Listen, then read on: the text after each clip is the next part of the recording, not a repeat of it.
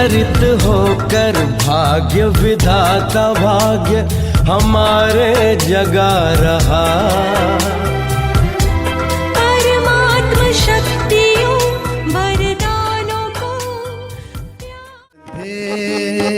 स्वागतम श्रद्धे स्वागतम। ओम शांति। भाई ओम शांति, वेलकम। आज तो देखो, जो सबके लिए स्वागत गान गाते हैं उनके लिए उनका हम स्वागत करते हैं। तो मधुबन घर से हमारे प्यारे प्यारे भानु भाई पधारे हैं। भानु भाई को करीब मैं 24-25 साल से जानता हूँ और हमेशा ही हर्षित मुख था। मैंने कभी वो हर्षित मुख चेहरा गायब होते हुए नहीं देखा, एक रस स्थिति में, और हमेशा सबके सहयोगी बनना, की आत्मा को संतुष्ट करना, ये जैसे आपकी विशेषता है। और समर्पणता के साथ साथ अपने मधुर गीतों के द्वारा सबको ईश्वरीय नशा चढ़ाने की विशेष सेवाएं आपकी रहती है। दादी जानकी भी आपकी गायकी को बहुत पसंद करती थी। तो बहुमुखी प्रतिभा ऐसे हमारे भानु भाई आज हमारे साथ है। विशेष रूप से आप वहाँ भंडारे की भी सेवा संभालते हैं मधुबन की। तो आज हम आपका अनुभव सुनेंगे। और भानु भाई हमारे साथ आदरणीय डॉक्टर जयंत भाई जी भी है। डॉक्टर साहब आप भी वेलकम करें हमारे भानु भाई। शांति दादाजी, वेलकम वेलकम। हाँ, आप थैंक यू। जानती है कि गीत के माध्यम से आपका सेवा तो बहुत बहुत हो रही है और होती रहेगी। और आज हमारा भी सौभाग्य हुआ जो आप यहाँ पर पधारे हो। और इससे हमारे मिनेश भाई बहुत अच्छी तरह आयोजन करते हैं और यहाँ के भाई बहन भी एकाग्रता से सुनते हैं। बाद में सारे विश्व में यूट्यूब पर भी सब सुनते हैं। तो अभी हमारा ये शिव श्रुति प्रचलित हो गए हैं, तो लोग शिव श्रुति की अनुभव की गाथा जरूर सुनते हैं। तो आपकी सेवा ये विश्व सेवा हो जाएगी। तो ज्यादा टाइम भाई आप। Thank you. सबसे पहले तो दादाजी, हम मुझे तो यहाँ मम्मा पापा जैसे नजर आ रहे हैं। मिनेश भाई आपको भी स्पेशल सबसे पहले तो थैंक यू। आप एक प्रकार से आपका जो ग्रुप है इतना सुंदर है कि शिव स्मृति नाम ही है और सबके गुणों की माला आप रोज पहनाते हैं। मैं कई बार देखता हूँ, बहुत अच्छा लगता है। तो सबसे पहले तो पूरे जो भी ये जो शिव स्मृति परिवार है, एक बहुत सुंदर परिवार है। जैसे यज्ञ की शुरुआत में दादियां हमें कहानी सुनाती थी कि पूरा दिन भर कारोबार करने के बाद रात को वो सब चीट चैट करते थे ज्ञान का, और वही सिंध कराची वाला जो वाइब्रेशन है, आप सबने शिव स्मृति का एक ग्रुप बना करके पूरी शिव स्मृति फैमिली, और ये फैमिली केवल बड़ौदा तक ही नहीं है, मैं देखते रहता हूँ, ये पूरे one word one God family कहते हैं ना, उसका एक साकार स्वरूप मुझे नजर आता है इसमें। बहुत स्पेशल आप सबको इसके लिए मुबारक, क्योंकि पूरे विश्व को एक परिवार बना करके सबके गुणों की माला सबको रोज पहनाते रहते हैं। और बाबा की याद में रात्रि का जो विश्राम है बहुत सुंदर करते हैं आप लोग। तो ये एक प्रकार से बहुत अच्छा ये आप लोगों का प्रयास है, और ये प्रयास ही है जो पूरे विश्व को एक माला में एक सूत्र में पिरो करके कैसे कैसे कितनी कांटेक्ट करना पड़ता होगा। फिर अब तो इजी हो गया है। अब तो जैसे मुझे मिनेश भाई बता रहे थे, 2-2 3-3 महीने लाइन में लगे हुए हैं, कई ऐसे भाई हैं। तो ये परिवार की खूबसूरती है, ये हमारे ईश्वरीय परिवार का, जहाँ पर इस कहते हैं ना, जैसा परिवार वैसा ही संस्कार वैसा ही संसार होता है, ऐसा कहते हैं। तो हमारा ब्राह्मण परिवार तो इतना खूबसूरत है, तो विश्व का एक परिवार है, लेकिन उसमें भी ये शिव स्मृति परिवार को भी मैं सैल्यूट करता हूँ। बहुत सुंदर आप लोगों ने आयोजन किया है, जिसमें कई अनुभवी लोग आते हैं और रोज कुछ न कुछ ऐसी चीज दे जाते हैं जो जीवन के लिए, अपने लिए तो काम आता है और सबके लिए भी बहुत काम आता है। तो आज मिनेश भाई कह रहे थे कि अनुभव की कुछ बातें हम शेयर करेंगे। तो अभी वैसे तो हर ब्राह्मण परिवार का बहुत अनुभव है, सबका अपना अपना, और आप सब ज्ञान से भरे हुए हैं। बाबा ने बहुत सुंदर रीति से रोज हम लोगों को ज्ञान का हलवा तो खिलाते ही हैं, सबका अपना अपना अनुभव भी है।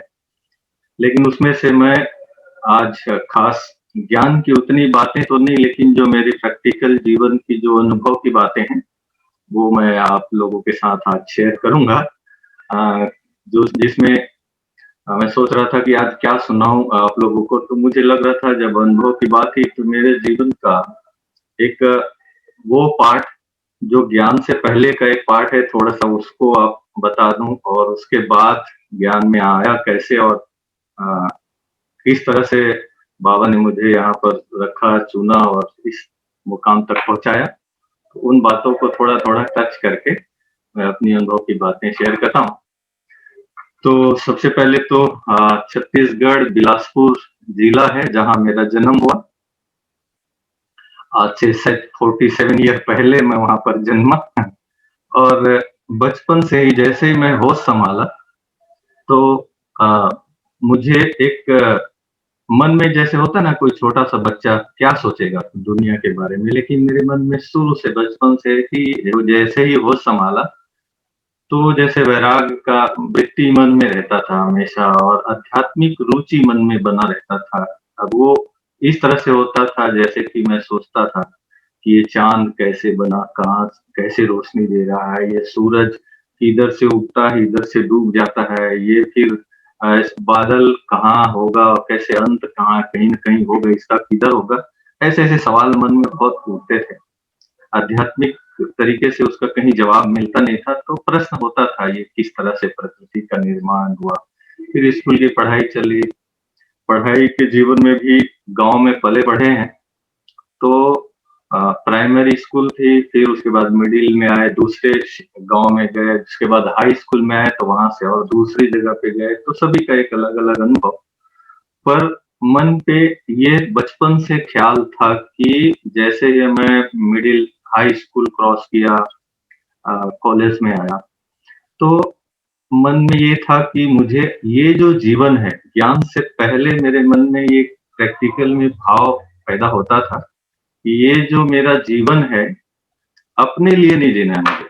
ये जो जीवन है वो दूसरों के लिए जीना है, विश्व सेवा के लिए जीना है, जग की कल्याण के लिए जीना है। पर कैसे जीना है इसका रास्ता नहीं मालूम था, क्योंकि ज्ञान नहीं था। तो इस तरह का वो पार्ट चला।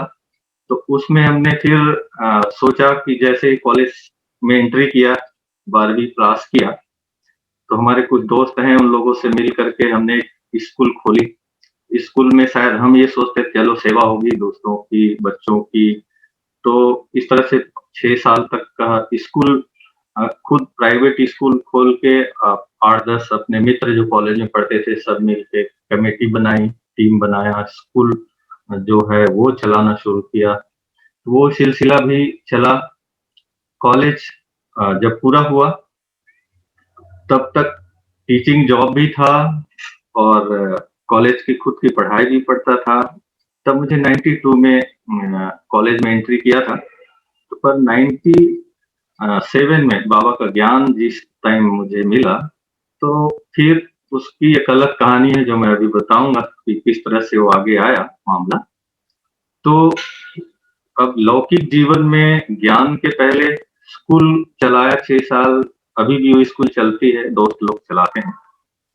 तो मन में ख्याल है कि स्कूल की जो सेवा है एक लिमिट है ना, एक जिले के स्तर पे या एक राज्य के स्तर पे, तो संतुष्टि नहीं थी और आगे कुछ करना है। तो मैं वैसे स्वामी विवेकानंद जी को बहुत मानता था, उनकी किताबें पढ़ना, उनकी लाइफस्टाइल मुझे बहुत पसंद था। लगता था इस तरह से जीवन जीना है मुझे, ऐसा मन में ख्याल होता था। और शादी के बारे में तो सोचा ही नहीं था, कभी सोचता भी नहीं था कि ये जीवन जो है बाबा, मतलब ये जीवन विश्व कल्याण के लिए। तब ज्ञान क्लियर नहीं था। पुलिस की नौकरी भी लगी, ड्यूटी ज्वाइन किया, ऐसी खेल खेल में फार्म भर दिया और ज्वाइन कि एक लेटर आया, ज्वाइन किया, तो वहां शुरू के दिन ही वो बंदूक पकड़ा दिया। हमने बोले ये कौन सा जीवन है, रिजेक्ट कर दिया।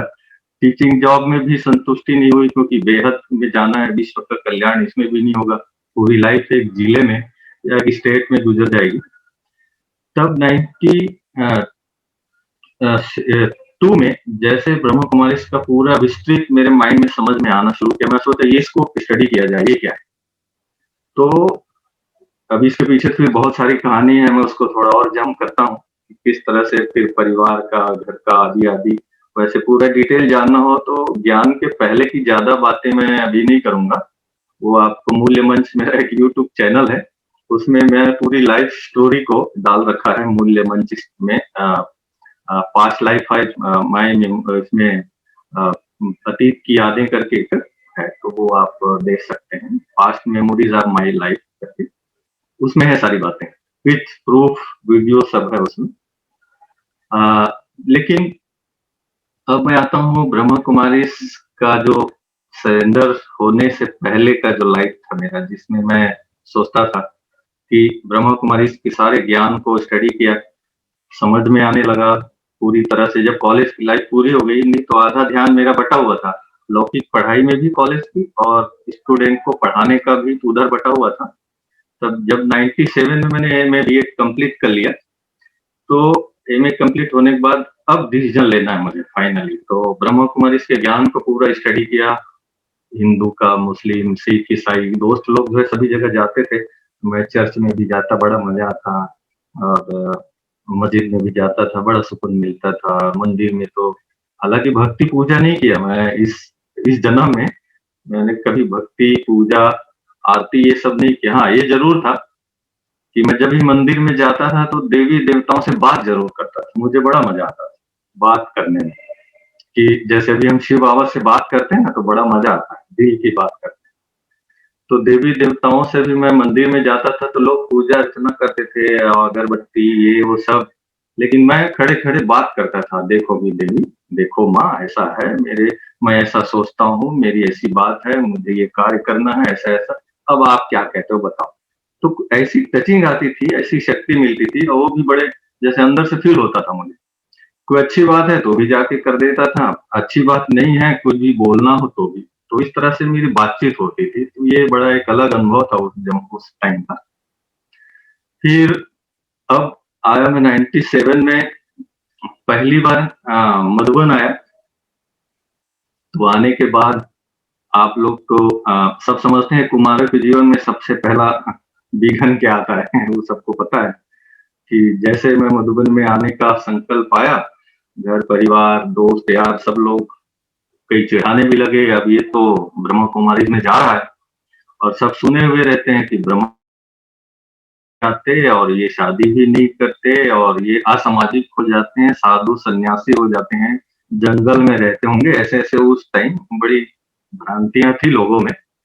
तो जब मैं आया तो बहुत विरोध भी हुआ दोस्तों की तरफ से, परिवार की तरफ से भी, लेकिन मैं जब स्टडी कर लिया इस फिलॉसफी को, ब्रह्मा कुमारी के इस ज्ञान को, तो फिर सब कुछ माइंड में पैकअप बना लिया था कि हाँ भाई ये जीवन बहुत अच्छा है।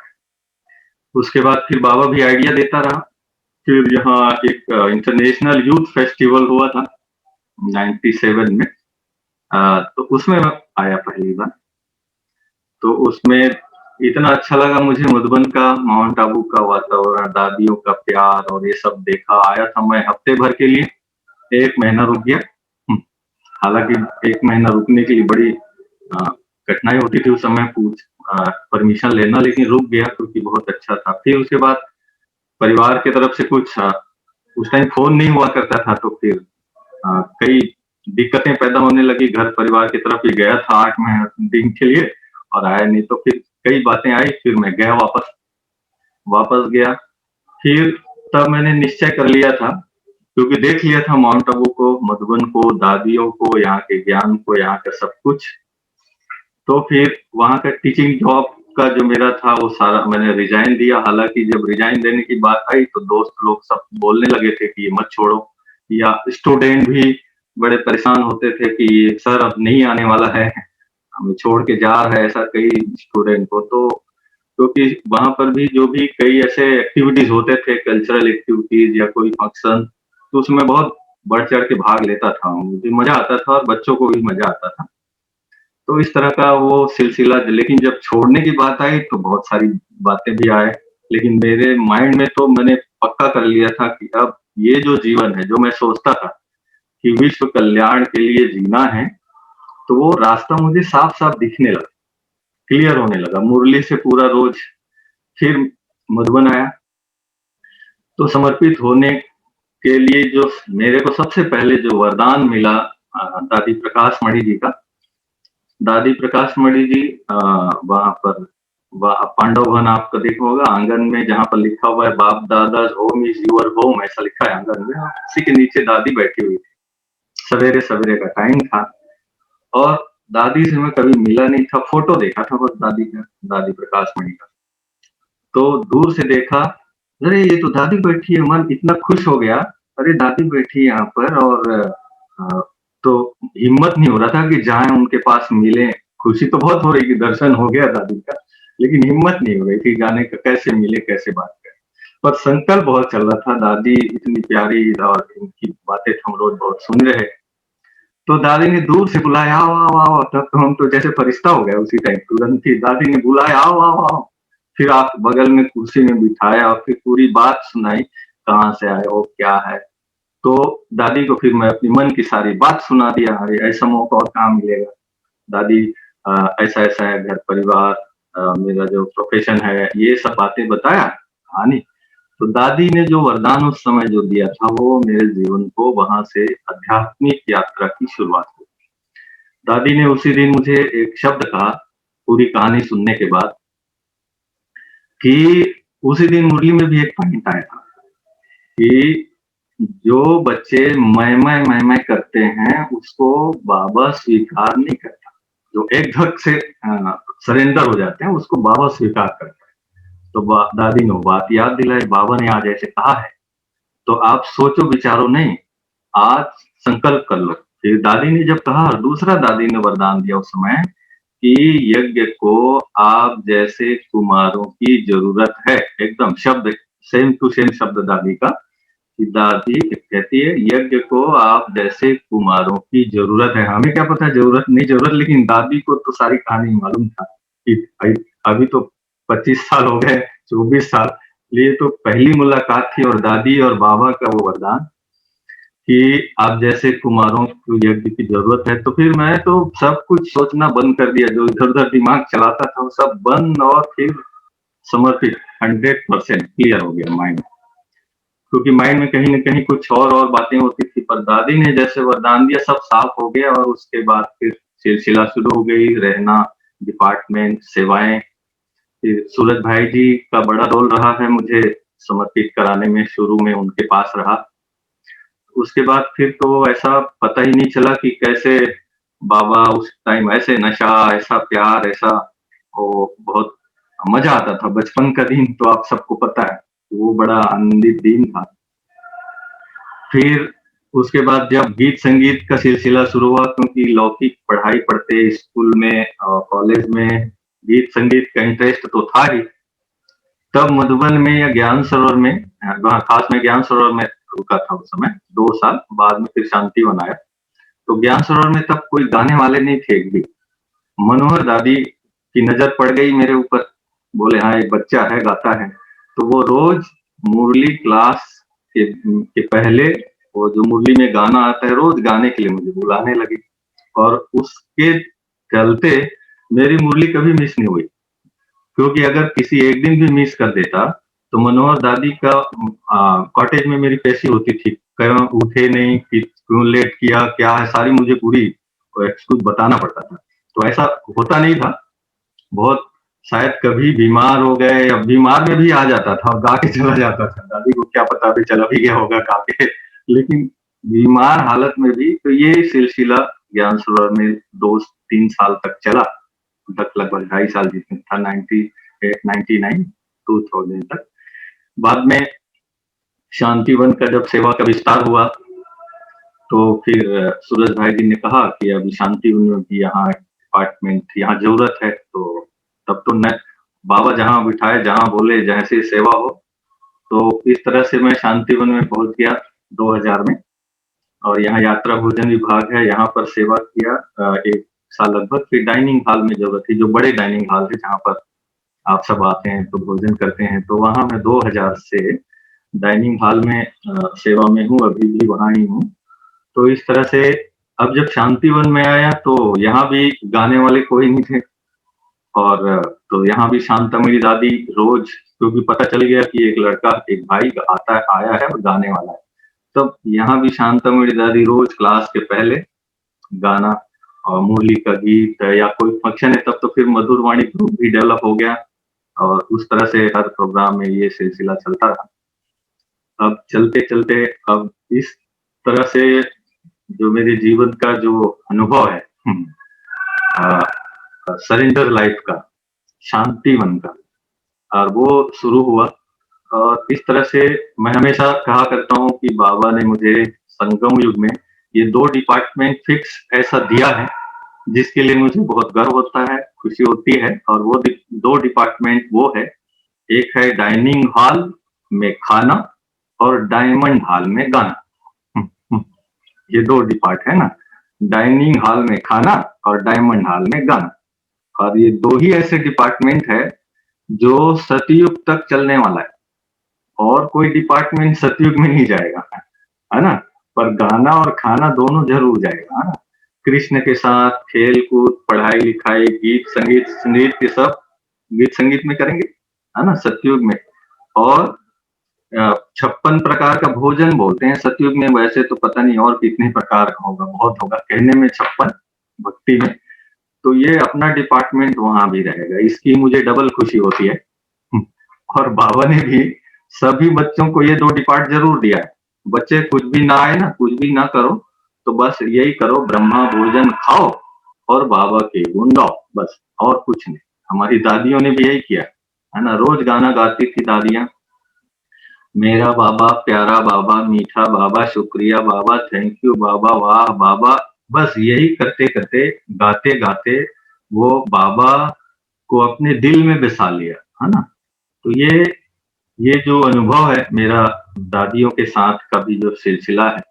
फिर जब शांतिवन में जब जानकी दादी का आना हुआ, तो आगे की कहानी तो आप सब देखे भी हैं, सुने भी हैं, कि अगर मैं जरा सा भी दादी जान की शाम के क्लास हो और मैं उपस्थित ना हूं, तो वो तुरंत उनका मैसेज आ जाता था मेरे पास कि, वैसे तो मैं ज्यादातर रहता ही था क्लास में, अगर नहीं रहूं तो भी, अगर मैं किसी प्रोग्राम में अगर यहाँ से मधुबन से बाहर कहीं गया हूं, तो वहां भी फोन आता था, तुम कहाँ हो, दादी बुला रही।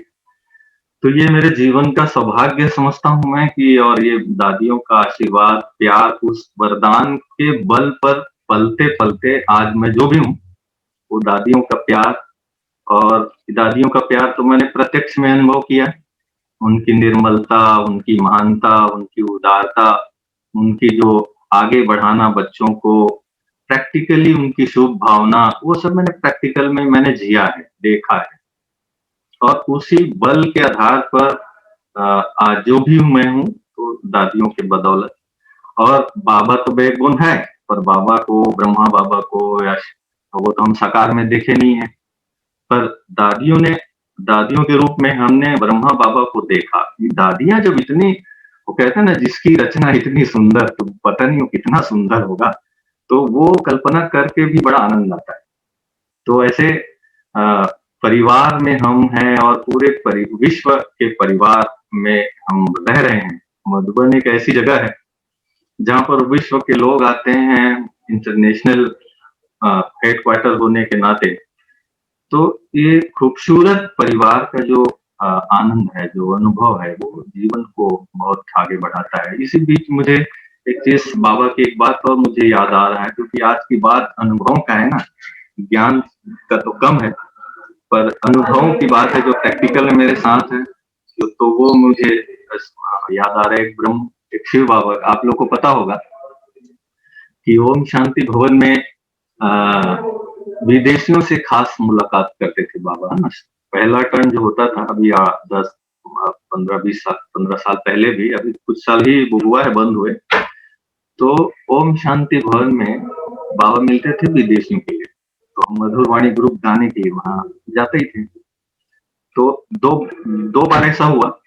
वैसे तो गाना तो बहुत बार गाया, लेकिन दो घटना ऐसी हुई जो हमें एक वरदान के तौर पे प्राप्त हो गया, और वो वरदान ये था कि अ, विदेशी लोग सब, हम लोग गा रहे हैं, सारे विदेशी डांस कर रहे हैं, एंजॉय कर रहे हैं, तो फिर बाद में हम लोग को टोली मिलती है बाबा के द्वारा, फल मिल जाता है। हाँ, ऐसे तो बहुत बार मिले हैं, लेकिन वो जो यादगार पल है, मैं उसकी बात बता रहा हूँ। तो बाबा के पास हम लोग गए, लाइन से जाते हैं, है ना, सतीश भाई भी गए और भी गए, फिर मैं बीच में था, बाकी बहनें भी आगे बढ़ गई। तो वो एक ऐसा अनुभव था, जल्दी जल्दी में सब चले गए और हम 2-3 लोग थोड़ा पीछे थे। तो बाबा टोली दे रहे थे, टोली दे हाथ में रख के टोली देते देते 1-2 लाइन बोल दिया। तो मैं तो बहुत चौबंदा खाया, अरे कुछ आगे क्यों चले गए, सब रहते तो बोलते, पर हाथ में टोली देते देते बाबा ने एक वरदान दिया कि बच्चे अच्छा पाठ बजा रहे हो, सबको खुश करने का। ये एक लाइन में बाबा ने ये बात बोली। तो और भी कुछ बोल रहे थे बाबा, लेकिन आपको पता है मुन्नी बहन और पूरी टीम होती है, चलो चलो आगे बढ़ो आगे बढ़ो, तो हम बढ़ गए और मन तो कर रहा था कि थोड़ा और रुकें और कुछ और बोले, लेकिन इतनी ही बात मुझे याद रहा कि बाबा ने कहा कि बच्चे अच्छा पाठ बजा रहे हो, सबको खुश करने का। तो फिर ये वरदान जो बाबा का वो मिला। तो ऐसे 2-3 बातें और भी डायमंड हॉल में जब टोली लेने जाते या सीडी रिलीज करने जाते थे, तो 2-4 वरदान तो और बाबा ने दे दिया। लेकिन ये जो वरदान था ओम शांति भवन का, तो जैसे अंदर से एक खुशी, अंदर से जैसे होता है ना, कोई चीज वरदान में प्राप्त होता है तो वो अटूट होता है और अकल्पनीय होता है। तो वो वरदान जो है काफी बल भरा, और आज भी अगर मैं कुछ भी हूँ, मेरा कुछ भी औकात नहीं है अपनी, जो भी है बाबा की देन, दादियों का आशीर्वाद और परिवार का प्यार, और ये करते करते आज इस मुकाम पे है जहां भी हैं।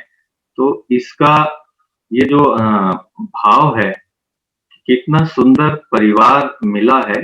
तो इसी परिवार में अब हम आए हैं, इस बीच में पहुंच गए, इस मुकाम तक पहुंच गए हैं जहां पर अब एक तरफ बाबा हम सब बच्चों के लिए बड़े, पहले तो हमने बहुत गाना गाया ना, मेरा बाबा आ गया, मेरा बाबा आ गया।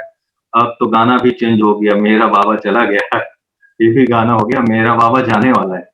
आ गया कहते थे परिवार के लिए, अब तो मेरा बाबा जाने वाला है क्या, अब मेरा बाबा अब जाने वाला भी है, चला भी गया। अब ऐसा लगता है कि जैसे लौकिक में भी साकार में जब कोई बाप बुजुर्ग हो जाता है ना, 85 साल 90 साल के हो जाते हैं, तो अब लगता है जैसे सारा कारोबार बच्चों को सौंप देते हैं, बच्चे अब आप लोग संभालो, अब मैं तो बूढ़ा हो गया हूँ, है ना, लौकिक में भी। अब तो बाबा भी कितने साल हो गया है ना, 85 से भी ज्यादा हो गया है। अब बाबा भी जो समझाना था, जो बताना था बच्चों को, सबको बता दिया, समझा दिया।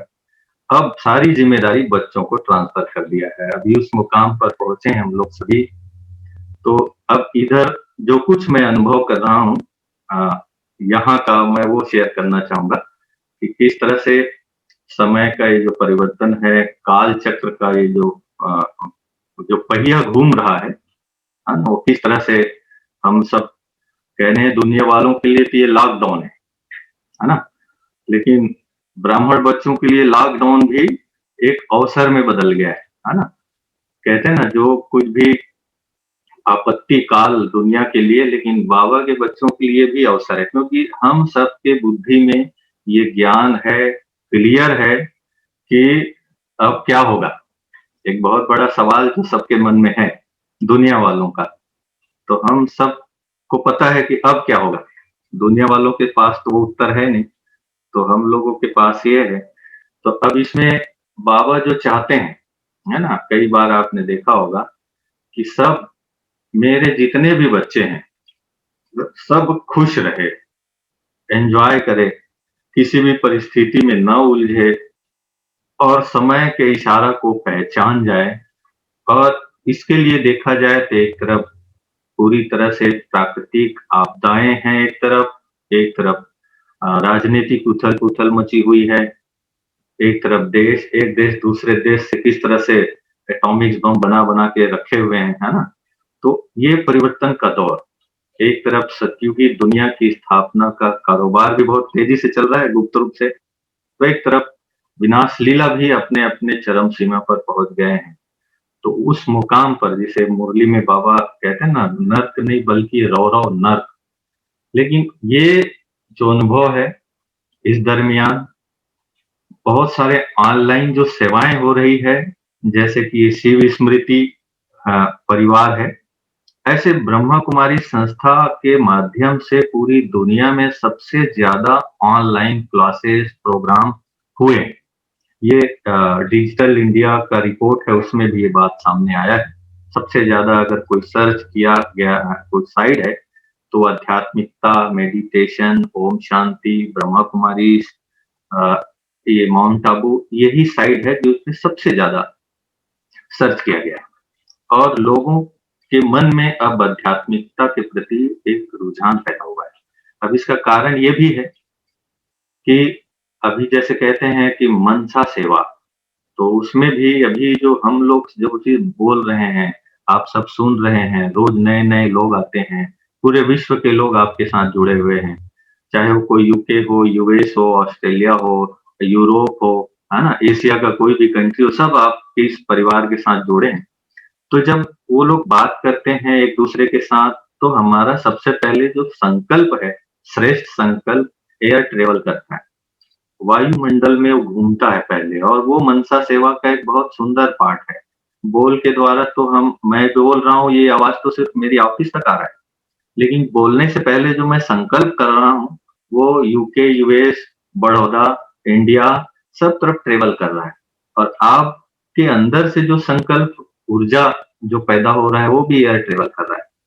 तो उससे कई फायदा हो रहा है, प्रकृति को भी, व्यक्ति को भी। और जो इसमें रिजल्ट ये आ रहा है, मधुबन में भी बहुत ऐसे फोन आते हैं, हम लोग पास भी, आप लोग पास भी आते होंगे, कि जो कई भाई बहनें ऐसे हैं जो कोर्स करने के लिए सेंटर नहीं आते थे, बड़े-बड़े वीआईपीज़ हैं, तो वो उसको शायद देह भान भी होता है, मैं इतना बड़ा मिनिस्टर हूँ, इतना बड़ा आदमी हूँ, कैसे पहुँचूँ छोटे से जगह पे, छोटे से सेंटर पे। तो ऑनलाइन के थ्रू पूरे ज्ञान को वो समझ गए घर पे बैठे। अब वो इंतजार कर रहे हैं, कई टीचर बहनों को फ़ोन करते हैं कि हम कब हम आप माउंट आबू जाएँ, कब आप सेंटर बुला रहे हैं तो हम आएँ, क्योंकि ज्ञान घर बैठे समझ में आ गया, जो यहाँ सेंटर पे आके नहीं समझ पाते। तो लॉकडाउन के दरमियान वो सब घर बैठे ऑनलाइन कोर्स करके, अनुभव करके, सब कुछ अब माइंड में सबका क्लियर हो गया कि अब ये जो बोलते हैं ब्रह्मा कुमारी संस्था के द्वारा, ये भाई बहने, ये 100% सत्य है। इस तरह से लोग अब स्वीकार करने लगे हैं। तो बाबा जो चाहते हैं वर्तमान समय के लिए, तो ये बाबा चाहते हैं कि मेरे सब बच्चे खुश रहें, और खुश रहें उसकी दो निशानी है, मन में शांति और चेहरे पे मुस्कान। यही दो बातें हैं जो दुनिया के लोगों से हम सब बाबा के बच्चे अलग हैं, अलग दिखते भी हैं। आप देखेंगे चाहे एयरपोर्ट में चले जाएं, रेलवे स्टेशन पे चले जाएं, मार्केट में चले जाएं, तो पूरी दुनिया तो उलझा हुआ है, मुरझाए हुए हैं, लेकिन हजारों की भीड़ में बाबा के बच्चे जब नजर आते हैं तो वो एक अलग ही दिखते हैं, उनके चेहरे की रूहानियत, उनका वो वाइब्रेशन एक अलौकिक नजर आता है। ये हम सब कितने लकी हैं, भाग्यशाली हैं कि हमें संगम युग पर एक ऐसा परिवार मिला, ऐसा बाप मिला। और केवल संगम युग में ही ये नहीं, बल्कि भविष्य के लिए भी हमारा सब कुछ सुरक्षित होता जा रहा है, जो दुनिया को पता नहीं। रही बात अनुभव की बात है, तो मुझे एक और खास अनुभव में याद आ रहा है, क्योंकि बाबा के साथ पहली मुलाकात, वो भी एक बहुत स्पेशल अनुभव होता है सभी का, और मेरे जीवन में भी मैंने वो अनुभव किया है जो कभी भूलता नहीं हूँ। और जब कभी पुरुषार्थ की कोई बात ऐसी आती है, ढीलापन आता है, तो वो पहली मुलाकात याद करता हूँ तो सब कुछ समस्याएं सब खत्म हो जाती है। और ये पहली मुलाकात फरवरी, शिव बाबा की जयंती और मेरा भी जयंती, डायमंड हॉल में 98 में पहली बार मैं मुलाकात कर रहा था। तो अब देखें उस समय मनोभाव जो था, पहली बार जब मुलाकात करते हैं तो जैसे एक लौकिक में एक पिता और उनके छोटे बच्चे चलते चलते कहीं खो जाए, गुम जाए मेले में, तो दोष किसका है? तो लौकिक में तो चलो उंगली पकड़ के चलाता है बाप, बच्चे उंगली छोड़ देता है और मेले में गुम हो जाता है। तो इस तरह से भाव बनता है। फिर बाद में 2-3 दिन के बाद या 4 दिन के बाद वही बाप जब मिलता है, पुलिस के खोजबीन के बाद, बहुत सारा अनाउंसमेंट के बाद वो बच्चा मिलता है बाप को, तो वो बच्चा बाप को पूरा अनाप-शनाप भी सुनाता है, आप छोड़ दी मुझे, ये है, वो है, मैं कितना तकलीफ में था, कितना भूला-भटका, कहाँ कैसे रुका, क्या खाया, क्या पिया, कहाँ गया, क्या।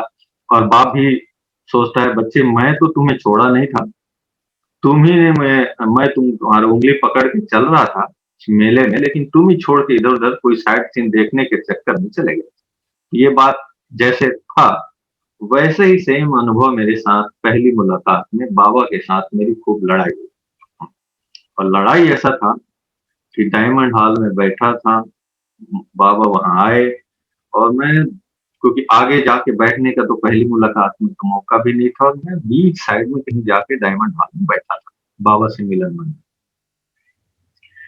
तो अब सोचो मैं कैसे लड़ रहा हूँ बाबा के साथ, वो अनुभव मुझे बड़ा शक्ति भी देता है। और तो बाबा वहां से ऐसे जैसे होता है ना, किरणें आ रही है और मैं बाबा के साथ पूरा कंसंट्रेट हो चुका हूँ अच्छी तरह से, और बड़ा मजा भी आ रहा था, क्योंकि पूरी दुनिया भूल के पहली मुलाकात बाबा के साथ, और बाबा वहां डायमंड हॉल में उंगली चला रहा है, योग भी करा रहे हैं, और मैं बीच में बैठ के, तो वो जो किरणों की जो लाइट होती है, जो डंडा जैसा ऐसा, जो सीधा मेरे दोनों आंखों के साथ फोकस बाबा के साथ, जैसे बाबा और किसी को नहीं देख रहा है, मुझे ही देख रहा है, और मैं भी सब कुछ भूला हुआ था। और 1.5-2 घंटा कम से कम, टाइम तो मुझे याद नहीं, पर 2 घंटा से कम तो था ही नहीं मामला। और बाबा से मेरी खूब लड़ाई चल रही थी, और वो लड़ाई ये थी, जैसे मैं पहले अपने अंदर के सारे भड़ास निकाला, क्योंकि बाप है ना, पहली बार मुलाकात हुआ है, तो मैं अपना भड़ास इस तरह से निकाला कि तुम समझते क्या हो, इतने सालों से ढूंढता रहा, छोड़ के तुम कहाँ चले गए थे, किधर गए थे, कोई चिंता नहीं, कोई फिक्र नहीं तुमको, मैं कहाँ कहाँ भटका, किधर गया, ये जन्म, वो जन्म, वहां यहाँ, जो भी मन में मेरा जो आ रहा था सारा भड़ास पूरा निकाल। और बाबा जैसे सुन रहा है, कुछ बोल नहीं रहा है, सुन रहा है, और मैं अपना भड़ास निकाल रहा हूँ। बहुत देर तक मेरा रुमाल था, वो रुमाल तो पूरा भीग भी गया था, और आंसू ऐसे निकले जा रहा है, और खूब बाबा को सुना रहा हूँ, डांट भी रहा हूँ, अब ये है वो है, बहुत उल्टा पुल्टा भी बोल रहा हूँ। अब अगर आप देख लेना, अब तो तुम इतने सालों, हजारों, इतने वर्षों बाद मिले, अब कहीं इधर उधर खिसके तो फिर मेरे से बुरा कोई नहीं होगा। ऐसे ऐसे जो बच्चे बात करते हैं बाप से, तो खूब बात किया अच्छी तरह से, पूरा रो भी रहा हूँ, आंसू पोंछ रहा हूँ, पूरा अगल बगल कौन है मालूम ही नहीं। और पूरा 2 घंटा वो चलता रहा सिलसिला, और बाबा की ऐसी सकाश किरणें जो है ना, वो टूट ही नहीं रहा है। आंखें लाल लाल हो गई थी उस समय का, मेरे पास फोटो भी होगा, आंखें लाल लाल हो गई अंदर की। तो ये रहस्य तो मुझे बाद में समझ आया, पर पहली मुलाकात में ऐसा हुआ मेरे साथ। फिर उसके बाद बाबा ने, जब मेरा पूरा हो गया ना, अंदर से खाली हो गया, जो बोलना था बोल दिया, फिर बाबा कह रहा है शांत बच्चे, अब ठीक है ना, जो बोलना है बोल दिया ना, अब और कुछ बोलना है तो बोल। अब जैसे उनका टचिंग आ रहा है मुझे, और मैं कहा नहीं नहीं, जो सुनाना है वो तो सुना दिया मैंने, क्योंकि बाबा सुन लिया ना चुप के बैठ के। अब मुझे जो बोलना था सब बोल दिया, मैं शांत हो गया, कितना बोलता है ना, जो उल्टा पुल्टा सब बोलना था बोल दिया, जैसे बाप को बोलते हैं बच्चे। सब बोलने के बाद अब बाबा ने वरदान दिया उसी समय, मेरे माइंड को, आत्मा को झकझोर के एक ऐसा, पहले तो सांत्वना दिया, बच्चे शांत हो जाओ, अब ऐसा नहीं होगा, जो हुआ किसी की भी गलती हो, लेकिन अब वो गलती की बात भी नहीं है, कौन गलती किया वो जो है। तो अब बाबा मुझे प्यार से पूछकार के ये बोल रहा है कि बच्चे, अब जो हुआ उसे भूल जाओ, अब आप, मैं आ गया हूं, अब तुम टेंशन फ्री हो जा, अब चिंता नहीं कर, मैं आ गया हूँ। अब तुम मुझे अब तो मैं तुम्हें छोड़ूंगा नहीं, पकड़ लिया तुमको। अब जैसे पहले तुमने छोड़ दिया था ना, अब तुम ऐसे मत करना। मैं तो नहीं छोड़ूंगा, उंगली पकड़ के रखा है मैंने। अब तुम मेरे उंगली तो क्या, सिर पे बैठो, कभी मन आए तो गोद पे बैठो, कंधे पे बैठो, जहां चाहो उधर, जैसा चाहो वैसा मुझे यूज करो बच्चे, अब तेरे लिए मैं आ गया। ऐसा बाबा का मुझे वरदान साकाश और अनुभव होने लगा। डोंट फाइट, अब जो हुआ हो गया, अब मैं आ गया। मेरे अंदर फिर इतनी खुशी, कोई कचरा तो मैंने निकाल दिया था सारी बोल बुला के। तो बाबा जब ये कहा कि बच्चे मैं आ गया हूँ, तू चिंता मत कर, अब मैं तुम्हें छोड़ूंगा ही नहीं, तो अंदर से जैसे बहुत खुशी का अनुभव होने लगा। तो अब तो जैसे कि फरिश्ता स्थिति जो बोलते हैं ना, वो समय से ही अनुभव होना शुरू हो गया। पूरा निकला बाबा का पूरा। तो उस टाइम जैसे बोलते हैं कि बाबा को भूलना क्या होता है ये मालूम नहीं, बाबा ही बाबा सब पूरा। वो स्थिति थी कि जहां भी जाओ बाबा के साथ इतना प्यार का अनुभव, अपनापन, सब कुछ, बड़ा मजा आया। तो वो जो बाबा ने कहा कि बच्चे अब मैं नहीं छोड़ूंगा, लेकिन तुम मत छोड़ना, तो वो जो शब्द है बाबा का, वो मुझे अभी भी बल देता है। मैं तो नहीं छोड़ूंगा बच्चे तुमको, तुम मत छोड़ना। तो वो जो बाबा ने तुम मत छोड़ना बोला है, वो शब्द ने आज तक मुझे यहाँ पर जो मैं पहुंचा हूँ, वो एक ही शब्द है बाबा का, तुम मत छोड़ना। तो मेरे सामने बहुत सारे पेपर भी आए, परीक्षाएं भी आई, मेरे सामने नहीं सबके सामने आता है। और खास करके कुमारों के सामने तो आता ही है, लौकिक तरफ से, समाज के तरफ से। ऐसे ऐसे पेपर भी आए, भाई 1 करोड़ भी देंगे, अकेली बेटी है और पूरा फैक्ट्री है, ऐसे ऐसे भी बहुत सारी बातें आई। तो उसको डिटेल में मैं अभी नहीं जाऊंगा, पर बहुत सारे पेपर आए। आपको जो करना है, जो चाहिए, जैसा चाहिए, लेकिन कंडीशन ये है कि आप इसको अपना लीजिए, ऐसी ऐसी बातें। तो बाबा को शब्द तुम मत छोड़ना वो शब्द जो है, और फिर यहाँ मैं बोला इसके लिए जीना है क्या, मतलब वैसे तो बहुत यही। तो बाबा ने जो कह रखा, आज आज की मुरली में भी था एक बात जो मेरे दिल को बहुत पावर देता है। और उस समय भी जब मैं दादी प्रकाश मणि जी से मिल रहा था, तो उसी दिन भी ये बात आया, जब मैं समर्पित हुआ तो वो बात उस दिन भी आया था। मतलब मन ने जब पक्का किया कि बच्चे तुमको एक ही जन्म मेरे लिए पवित्र रहना है तुमको, फिर मैं विश्व का मालिक बनाऊंगा। एक जीवन देना पड़ेगा, एक ही जन्म देना पड़ेगा तुमको मेरे लिए, और उसके बाद मैं विश्व का मालिक, गारंटी। तो दिल पे, दिमाग पे, जहन पे वो बात तब भी छप गया था, और आज भी यही बात थी मुरली में कि बच्चे एक ही जीवन दे दो, एक ही जन्म तो मैं मांगता हूँ, उसके बाद विश्व का मालिक बना दूंगा। इतना छोटा सा मना हम देंगे कौड़ी और मिलेगा हीरा, कितना बढ़िया सौदा है। तो बाबा का ये जो वरदान है, वो जो अनुभव मैंने जो किया हुआ है, वो आज भी मुझे ये शक्ति देता है और इतना प्रेरणा देता है। और आज भी जब भी अब इस पता ही नहीं चला कि कैसे 24 साल बीत गया, और बाबा की सेवाओं में आज पूरी दुनिया की लगभग अभी तक 26 कंट्री में भी जाके सेवा करके भी आ गया, इतना विश्व का परिवार। तो मुझे यहाँ पर एक खास में और अनुभव मुझे याद आता है जो मैं शेयर करता हूँ। तो जब मैं यहाँ आया मधुबन में, माउंट आबू में, तो मेरे बहुत सारे कॉलेज के दोस्त थे, स्कूल के दोस्त, कई लोग मुझे चिढ़ाया करते थे कि यार तू माउंट आबू जा रहा है समर्पित होने, अब तो तेरा जीवन असामाजिक गया काम से, ऐसे उन लोगों का कमेंट रहता था उस समय। तो उस समय भी मुझे उस समय बाबा का साक्षात्कार जैसा अनुभव हो गया था कि यार मैं माउंट आबू जा रहा हूँ, आप लोग मेरे से मुलाकात नहीं कर पाओगे, क्योंकि मेरा लाइफस्टाइल ऐसा होगा, मैं उतना वहां पर जाके बिजी हो जाऊंगा, जिसको भी मिलना है मिल लो। ये उस समय 23 साल पहले की बात, उन दोस्तों को बोल दिया था। तो वो लोग कहते थे तू टिकेगा नहीं वहां, तू वापस आएगा, क्योंकि हम लोग पिकनिक पार्टी ये सब बहुत करते थे ना स्कूलों में। तो बोले तेरा जीवन तो साधु सन्यासी जैसा है, पार्टीबाजी है, पिकनिक करने जाना, एंजॉय करना, कल्चरल एक्टिविटीज, वो लोग सन्यासी वाला मामला होगा वहां पे, जंगल वंगल है कोई। तो इस तरह का माहौल था। तो मुझे पता था ये जंगल और साधु सन्यासी वाला मामला नहीं है। तो वो लोग उसके बाद बीच में गुलजार दादी बिलासपुर छत्तीसगढ़ गई थी कुछ साल पहले। तो वो जो बात मैंने उस टाइम उन लोगों को बोला था कि यार तुम लोग मेरे से मुलाकात नहीं कर पाओगे क्योंकि बहुत मुश्किल होगा, बिजी शेड्यूल हो जाएगा। तो वो लोग उस विश्वास नहीं किया, लेकिन मैं अभी समय भी हो गया है, तो मैं अभी इसको लास्ट में ये बताता हूँ कि गुलजार दादी छत्तीसगढ़ बिलासपुर में एक पुलिस स्टेडियम में लाखों का प्रोग्राम जब हो रहा था, आपको याद होगा, तो वो प्रोग्राम वहां पर था जिसका मन संचालन मैं कर रहा था। तो मन संचालन करते हुए कई दोस्त लोग वहां इकट्ठे हुए थे मेरे, जो तो चारों तरफ पुलिस का घेरा था। तो वो लोग बोलते थे यार वो जो मन संचालन कर रहा है ना, उससे हमें मिलना है, वो हमारा दोस्त है, कॉलेज में हम एक साथ पढ़ते थे। तो वो लोग कहते नहीं, उनसे आप अभी नहीं मिल सकते। तब वहाँ चीफ मिनिस्टर भी मंच में बैठे थे और कई मिनिस्टर थे, गुलजार दादी थी, शिवानी बहन भी थी शायद।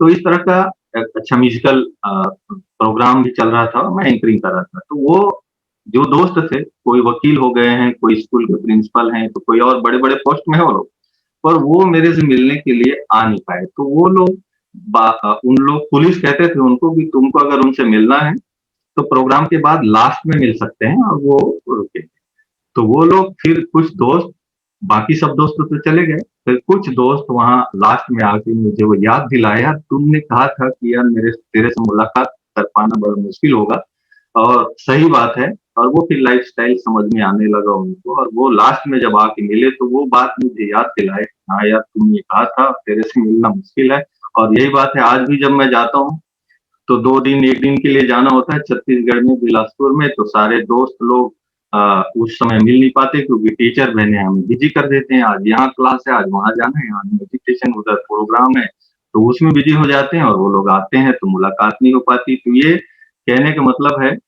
कि बाबा ने हमें कहाँ से उठा के कहाँ ला के बैठाया है, और ये मेरे साथ नहीं, हर बच्चों का ये अनुभव है। तो ये बाबा का कमाल कहें, दादियों का आशीर्वाद कहें कि बाबा ने सेवा के लिए, मैं भी यही सोचता हूँ कि बाबा ये इस तन से जितनी भी आपको जो भी लेनी है, क्योंकि समय भी बहुत फास्ट गति से भाग रहा है, तो इस तरह से आज मैं जो हूँ, जो भी हूँ, परिवार का प्यार, दादियों का आशीर्वाद और बाबा का वरदान के बल पर, और आप सबके आशीर्वाद से यहाँ हूँ। और यही मेरे जीवन का एक अनुभव, तो बहुत सारे हैं, पर ये कुछ सार बातें जो आपके सामने मैंने शेयर किया। तो मिनेश भाई, जहाँ तक लगता है समय हो रहा है, जी जी। बाकी और किसी को कुछ पूछना हो तो फिर पूछ सकते हैं। अनु भाई, बहुत सुंदर आपने अपने जीवन की बातों को, गाथा को हमारे सामने रखा। तो क्योंकि आपने बहुत सारे सिंगर्स के साथ गाने गाए हैं, सोलो भी गाया, तो ड्यूएट्स भी गाए हैं, साधना सरगम जी के साथ भी बहुत सारे गाने, हिट गाने भी दिए, बहुत हिट ही है, गाने हिट दिए क्या, सारे हिट है। तो इन सारे गानों के अंदर एक तो सवाल ये है कि आपको कौन सा गाना सबसे ज्यादा पसंद है, कोई सोलो हो या ड्यूएट हो। दूसरी बात, कई बार काफी कुछ घटनाएं घटती है, तो कोई गाने के वक्त कोई विशेष ऐसी घटना घटी हो, कोई इमोशनल कोई सीन की वो घटना बनी हो, तो वो कुछ बातें ऐसी हो तो वो आप 5 मिनट में रख सकते हैं। जरूर। वैसे तो मैं अभी तक, मैं क्या एक्चुअली मैं बहुत सारे जो भी गाना लिखता हूँ, मेरे पैकेट में हमेशा एक डायरी पेन होता है, जैसे ये। अब ये शुरू से मेरी आदत रही है, और गाना ऐसे मैं लिखने बैठूंगा तो नहीं लिख सकता हूँ, लेकिन जो भी गाना अभी तक लिखा है वो जीवन के अनुभव से आया है। तो मैं आपको एक बताऊं, पहली जो मेरी रचना है, जो सबसे पहली जो लिखा और वो सीडी में आया, आप लोगों ने सुना होगा, जब दादियों से ये जितनी बातें मैंने बताया तो थ्योरी के मैंने प्रैक्टिकली एक बोल के बताया, लेकिन वही बातें गीत में भी है मेरे। जितने भी गीत मैंने लिखा है अपने अनुभव से लिखा है। तो जैसे पहली रचना जो आई, जब दादी प्रकाश मणि से जब बात हुई, समर्पित होने की बात हुई, तो एक गीत की रचना हुई पांडव भवन में। वो ये थी, मैं 2-2 लाइन ही सुना देता हूँ, कुछ गीतों के इतिहास की बात है जी। अपनी जिंदगी को तेरे नाम किया है, बाबा तेरे प्यार का एहसास किया है, इस जिंदगी को तेरे नाम किया है, बाबा तेरे प्यार का एहसास किया है। ये सीडी में है, आपने सुना होगा। ये गीत की रचना हो गई। फिर जब आप एक और सुनाता हूँ, एक गीत और जो पूरी जब गाना देखे लौकिक दुनिया में जब रिश्ते लेने आने लगे, फोटो अलग अलग लाने लगे, तो मैंने एक अपने लिए गीत बनाया था, वो भी सुने होंगे कि ये दुनिया तो इतनी बड़ी है, अगर मैं किसी एक से दिल लगाऊंगा तो फिर तो बाबा छूट जाएगा, और जिसको अगर मैं दिल लगाऊंगा भी वो भी अपना नहीं होगा, गारंटी नहीं है उसकी। लेकिन अगर बाबा से दिल लगाया है और बाबा को अपना बनाया है तो सारी दुनिया अपनी मुट्ठी में है ना। कहते हैं वो जैसे रिलायंस अंबानी वाले तो कहते हैं कर लो दुनिया मुट्ठी में, लेकिन भाई भी मुट्ठी में नहीं होंगे बेचारे, कई तकलीफें सामाजिक प्रॉब्लम्स होंगे, लेकिन बाबा के बच्चों के मुट्ठी में ही दुनिया है। 100% कर लो दुनिया मुट्ठी में, एक एडवर्टाइज आते हैं, तो मैं हमेशा हंसी के लिए कहता हूँ ये बात, लेकिन वास्तविकता ये है कि बाबा से दिल लगा ले। तो ये गाना की रचना हुई, बहुत बड़ी है दुनिया किस किस से दिल लगाओगे, गर शिव बाबा में मन लगा लो, गर शिव बाबा में मन लगा लो। तो इस तरह से आगे का फिर कभी नहीं पछताओगे। तो ये इस तरह के अलग अलग गाने। फिर आपको याद होगा डायमंड हॉल में जब बाबा बोल रहे थे कि और कुछ याद न रहे, मेरा बाबा प्यारा बाबा, यही गीत गाओ, तो एक गाना की रचना हो गई डायमंड हॉल में बैठे बैठे, मेरा बाबा प्यारा बाबा मीठा बाबा, इसका उसका सबका मेरा प्यारा बाबा। ये आप सुना होगा आप सबने, ये गाने की रचना हुई। फिर अब मैं एक चीज और खास बता दूं कि मेरे बहुत सारे गीत की जो रचना हुई ना, जानकी दादी इसकी रचना था चल में, बहुत सारे गीत। ये तो शुरू का मेरा गाना है जो लिखा हुआ था, बहुत जब समर्पित हुआ उससे पहले में ये सब गाने आए। ये लौकिक दुनिया को भूल हम आए तुम्हारे द्वार, ये पुरानी दुनिया को भूल हम आए तुम्हारे द्वार, हमें अपना लो मेरे बाबा, ये जीवन तुम्हारे हाथ। ये शुरू का अनुभव है। लेकिन अब यहाँ आने के बाद एक गाना आपने सुना होगा कि दादी जानकी हमेशा कहती है, ये सब परिवार कहाँ मिलेगा, ऐसा संसार कहाँ मिलेगा। फिर गीत की रचना हुई, कभी कभी सोचा नहीं था भगवान मिलेगा, सुना होगा ना, ये स्वर्ग से भी सुंदर संसार मिलेगा। फिर ये गाना फिर आया, जो प्यार मिला मुझे तुमसे, वर्णन करूं कैसे। भानु भाई सोचा नहीं था, वो गाना आपने लिखा था भानु भाई? हाँ, दादी जानकी के 100 साल के उस वक्त ये गाना तैयार हुआ, तो मुझे उसी टाइम ही तैयार हुआ था। ये गाना जो है शुरू में जब आपने लिखा और ये ने गाया, तो ये सूरज भाई को बहुत पसंद था। और यहाँ गुजरात में डभोई करके छोटा स्थान है, वहाँ भट्टी थी, तो ये गाना उन्होंने बोला ये गाना बजाओ, और ये गाना किसी के पास था नहीं, बड़ी मुश्किल से वो गाना उपलब्ध हुआ, और यही गाना बजाओ, मुझे याद आ रहा है, और बहुत सुंदर गाना है। सॉरी मैंने उसी टाइम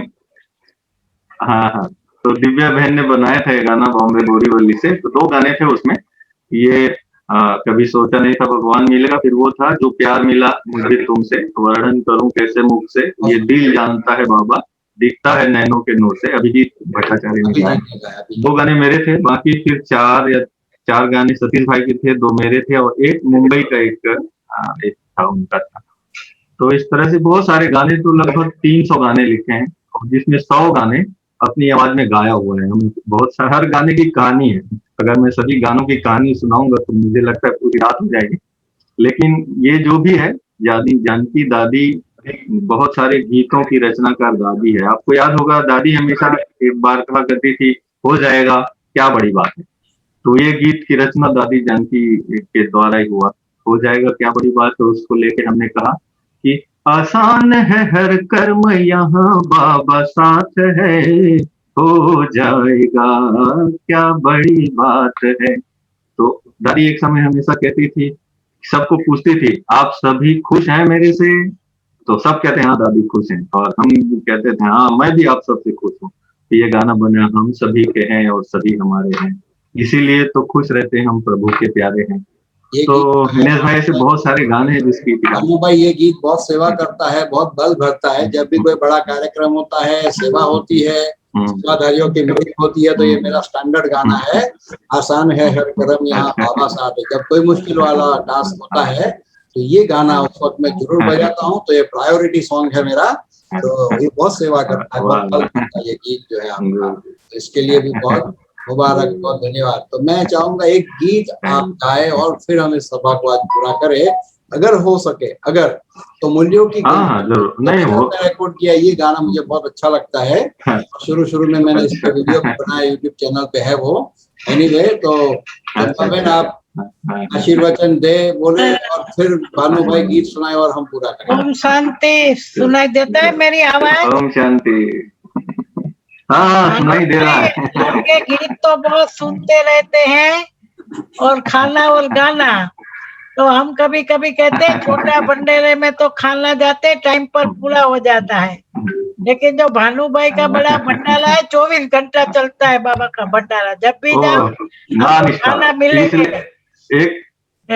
एक काउंटर का नाम रखा है हमने अविनाशी काउंटर। एक काउंटर ही रखा है जिसका नाम रखा है अविनाशी काउंटर, जो 24 घंटा नाश्ता का भी देरी हो गया तो नाश्ता करने जाओ तो उधर खाना लग रहा है, इधर नाश्ता मिल रहा है, तो 24 घंटा मिलता है। दिनेश भाई आपकी क्या धन्यवाद करें आपको। रियल में मैं बहुत खुश होता हूँ जब आपका एक्टिविटीज कई बार मैं सुनता भी हूँ, और यूके, यूएस, ऑस्ट्रेलिया, यूरोप सब तरफ को आप और हमारे बाप मम्मा बाबा समान हमारे भाई साहब, डॉक्टर साहब, ये सब लोग को मैं देखता हूँ और सीखता हूँ, बहुत कुछ सुनता हूँ और बड़े एक अच्छा अनुभव होता है। देखो कितना अच्छा परिवार है और उस तरह से दिल से दुआएं निकलती है आप सबके लिए, और नए नए लोगों को, परिवार को मिलाते हैं, जोड़ते हैं। तो ये सब बहुत बधाई के पात्र हैं आप सभी, और इसके लिए फिर जैसा जैसा होगा। और मधुबन जब आएंगे, मधुबन तो आना ही है, घर आप सबका मधुबन है ही है, तो आएंगे तो हम 2 जगह जरूर मिलेंगे, या तो डाइनिंग हॉल में या डायमंड हॉल में।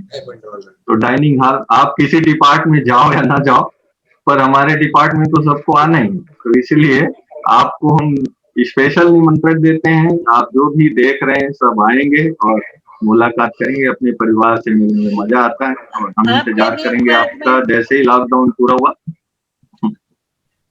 आपके डिपार्टमेंट में 3 टाइम आना होता है। हाँ, 3 टाइम, किसी डिपार्टमेंट में जाए ना जाए हम और रोज आना होता है। सही बात है, बिल्कुल। हाँ, रोज 3 टाइम, ये गैप नहीं होता। कई बार हम लोग हंसी में कहते हैं कि लोग डायमंड हॉल के क्लास में जाना मिस कर देते हैं, लेकिन डाइनिंग हॉल में कभी मिस नहीं करेंगे। अच्छा, दूसरी बात ये होता है, दूसरा ये कि डायमंड हॉल में क्लास सुनते सुनते तो लोग सो भी जाते हैं, डाइनिंग हॉल में कुछ खाते हुए नहीं सोते सब अलर्ट रहते हैं। तो हम लोग अपना जो सेवाधारी ग्रुप है ना, उसको बोलते हैं कि भाई आप लोग भी जैसे खाने वाले बाबा की याद में अलर्ट होके खाते हैं, तो वैसे भी हमारे साथ जो डाइनिंग में सेवा करने वाले भाई बहनी माताएं, उसको हम लोग हमेशा ट्रेनिंग देते हैं। आप इतनी प्यार से, इतनी अलर्टनेस से, इतनी ही बाबा की याद से उनकी सेवा करेंगे तो खाने वाले भी उतने ही शक्तिशाली होंगे। डायमंड हॉल में ऐसा नहीं होता, वहां तो क्लास कराने वाले क्लास करा रहे हैं और वहां बैठे हुए सोने वाले सोते रहते हैं, और बाद में पूछते हैं क्लास पूरा हो गया क्या? हाँ पूरा हो गया, तो चलो डाइनिंग हॉल। और फिर बोलते हैं नहीं पूरा हुआ तो फिर सो जाएंगे ऐसा होता है डायमंड हॉल में। तो हम उन लोगों को कहते हैं कि बाबा जो है डाइनिंग हॉल में आता है या डायमंड हॉल में आता है, दोनों जगह आता है। तो डाइनिंग हॉल में शरीरों को भोजन कराते हैं और डायमंड हॉल में आत्मा को भोजन कराते हैं। तो ये एक बहुत बड़ा सुंदर कॉम्बिनेशन है। तो आप जब भी आएंगे, आत्मा का भोजन चाहिए तो डायमंड हॉल में जाना, शरीर को भोजन चाहिए तो बाबा का दिया हुआ डाइनिंग हॉल यहाँ है, यहाँ आप आएंगे और उनमें हम लोग आपकी सेवा में मिलेंगे, तो हमें बड़ी खुशी होगी। ठीक है, बहुत अच्छा भानु भाई, बहुत खुशी हुई, सभी भाई बहने भी बहुत खुश हो रहे हैं। तो आप एक आखिर में एक गाना सुना दीजिए, और वो हो सके तो बिना ट्रैक सुनाइए, क्योंकि ट्रैक ने ना आपका आवाज दबा दिया है जो पहले गाना गाया आपने। तो आप बिना ट्रैक जितना पानी हो या लिखा हुआ, जो गाना आपको पसंद हो, आपकी पसंदीदा गाना एक आप सुनाए और फिर ठीक है। तो अभी मैं एक गाना योग, ठीक है, अभी मैं एक गाना बिना म्यूजिक के गाता हूँ, योग करते हैं भले। हाँ, वैसे तो हम लोग, जीवन एक मंदिर है और बाबा तुम मूरत हो। जीवन एक मंदिर है और बाबा तुम मूरत हो। मेरे दिल में बसा है प्यार तेरा, मेरे दिल में बसा है प्यार तेरा। जीवन एक मंदिर है और बाबा तुम मूरत हो। दिव्य गुणों के फूल चढ़ाऊं, तेरी महिमा के गीत मैं गाऊं। खुशियों में झूमे हम हर पल, करके दीदार तेरा। जीवन एक मंदिर है और बाबा तुम मूरत हो। मेरे दिल की आवाज सुनाऊं, मन ही मन में यूं मुस्काऊं। और नहीं कुछ चाहूं तुझसे, मिले दुलार तेरा। जीवन एक मंदिर है और बाबा तुम मूरत हो। कांटों से जो फूल बनाया, जीवन खुशबू से महकाया। खुशियों से खुशनुमा बनाया है संसार मेरा। जीवन एक मंदिर है और बाबा तुम मूरत हो। मेरे दिल में बसा है प्यार तेरा, मेरे दिल में बसा है प्यार तेरा। जीवन एक मंदिर है और बाबा तुम मूरत हो।